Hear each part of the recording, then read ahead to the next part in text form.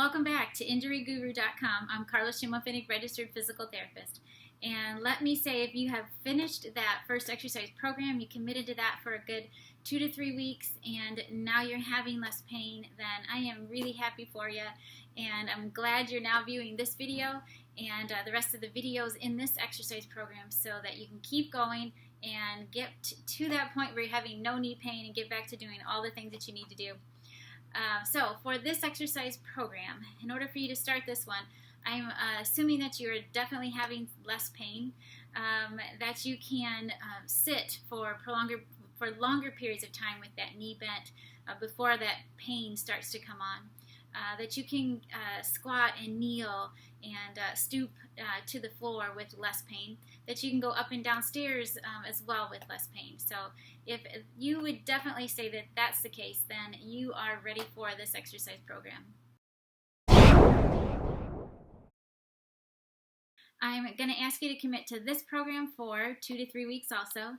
And if at the end of that program, or at the end of that time, you would say that there really has not been any change in your pain, it has not decreased, and of course if you would say if that pain is worse, then you need to go and see your doctor or your physical therapist and give them a chance to look at that knee and see if there isn't something else that they need to do. I'm going to be showing you some of the same exercises, but I'm also going to be showing you some new exercises and taking that knee to another level.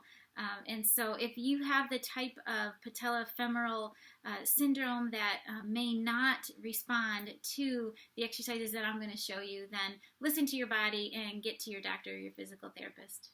You may find that you still need to rest or just lay off some of those things that have been causing your pain. You can start to try to add some of those back in this time period, but if you find that it still is giving you some pain, then just do yourself a favor and still lay off some of those things, especially if it's that deep bending or squatting. It's just going to give you an even better success with this program. So if you can hold off on some of those a little bit longer, do that for me. I want to just remind you about in this video about the patellar mobilization, or just moving that kneecap around, and that quad stretch.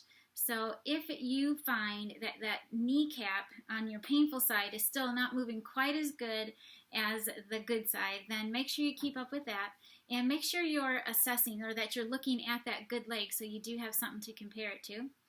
And then that quad stretch. I showed you the quad stretch in that exercise program number 1, and I told you to take it gentle for that program, but at this point now I'm going to let you go a little bit further, stretch harder, and you can even use a different surface. So I'm going to show you here with my table how you can, if you just use a surface that's higher than the last surface you use, you can get more of a stretch. So in the first video I had suggested you could use an ottoman, a low step stool, a coffee table, or a kitchen chair. And if that is still working for you, if you feel a really good stretch with those surfaces, then you can just keep up with that. Just push it as far as you can without causing knee pain. So make sure you're getting a really good stretch. But let me just show you on my table here, just so you can see the difference. And I have this next to my wall for balance. So make sure if your balance is in question at all, that you make sure you're doing this next to a wall or even your countertop or kitchen table. You can actually, I have some of my patients actually use the kitchen table because it's a higher surface. And then you can just hold on to the table for balance and support.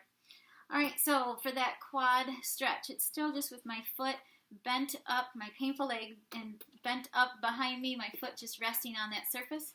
And remember, you're going to just face away from that foot and lean back as far as you can. And then you're going to rotate toward that painful side, and then rotate away from that painful side. That counts as 1 repetition, and you're going to hold each position 20 to 30 seconds. Again, stretching a little bit further than you had been in the first exercise program to that point of a good solid stretch.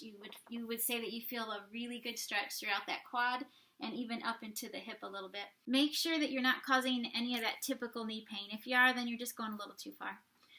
So that's it for this first video for the Patellofemoral exercise program number 2. Make sure that you do add that or continue with that patellar mobilization if you think you still need that.